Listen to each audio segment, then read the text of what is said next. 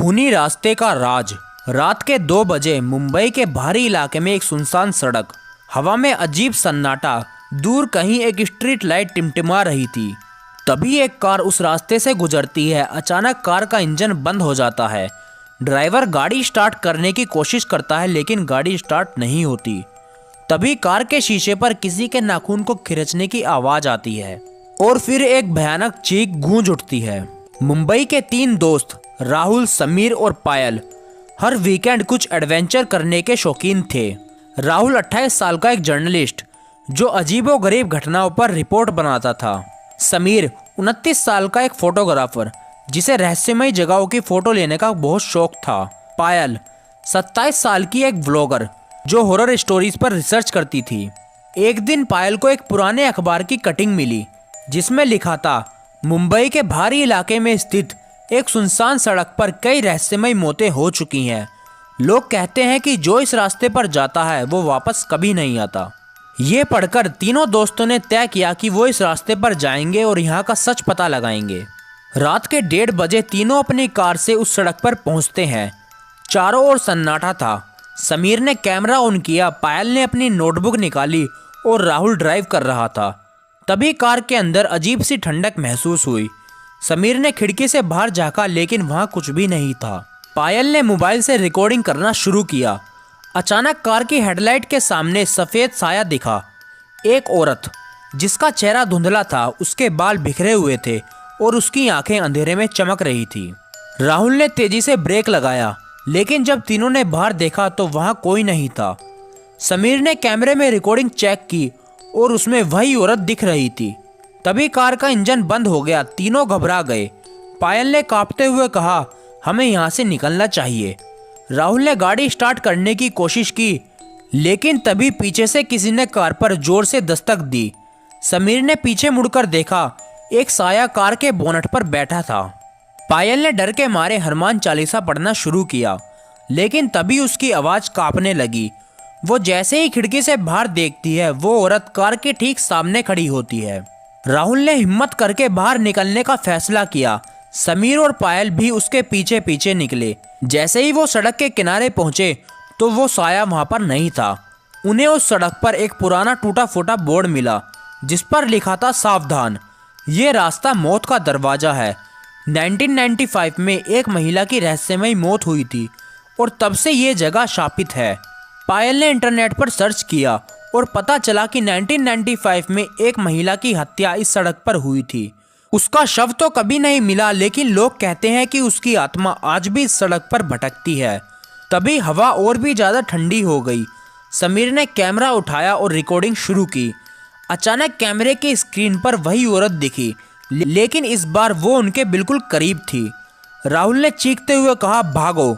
तीनों दौड़कर कार में बैठे और राहुल ने तेजी से गाड़ी स्टार्ट की लेकिन जैसे ही उसने रेस दी कार के शीशे पर खून की बूंदें गिरने लगी और गाड़ी अपनी जगह से हिल नहीं पाई। वो किसी अदृश्य ताकत से रुक गई। औरत का साया ठीक उनके सामने था। उसने एक भयानक चीख मारी और फिर अचानक से सुबह हो गई। वहां के लोगों ने देखा कि सड़क पर एक खाली कार खड़ी थी लेकिन उसमें कोई नहीं था। राहुल, समीर और पायल तीनों गायब हो चुके थे। इसके बाद जब मुंबई पुलिस को इस घटना की खबर मिली तो इंस्पेक्टर अरविंद केस की जांच के लिए वहां पहुंचे। अरविंद की उम्र 35 साल थी। जांच के दौरान उन्हें कार के अंदर एक कैमरा मिला। जब उन्होंने कैमरे की रिकॉर्डिंग देखी तो उनकी रूह कांप गई। वीडियो में राहुल, समीर और पायल सड़क के किनारे एक साए को देख रहे थे। फिर अचानक कैमरा गिर गया और वीडियो बंद हो गई।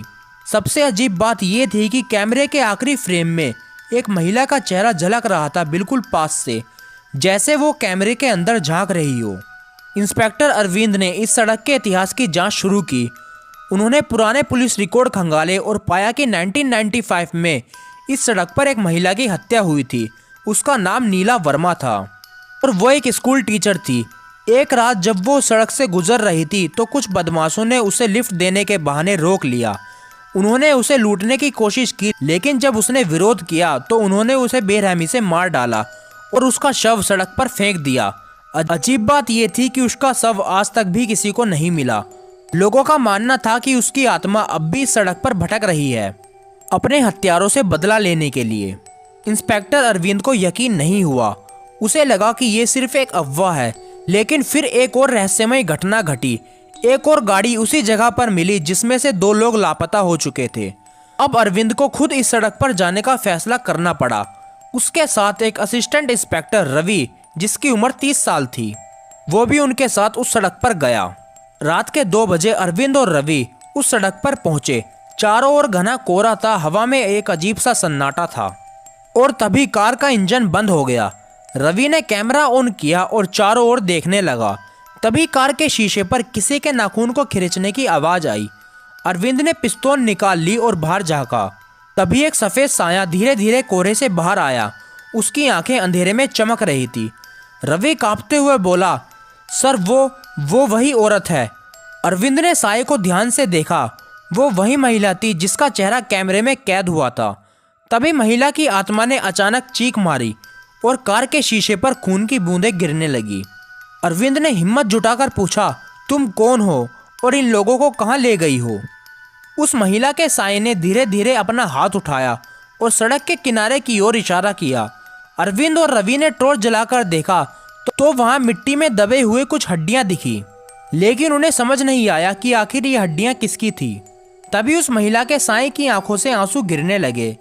ऐसा लगा जैसे वह कुछ कहना चाह रही हो।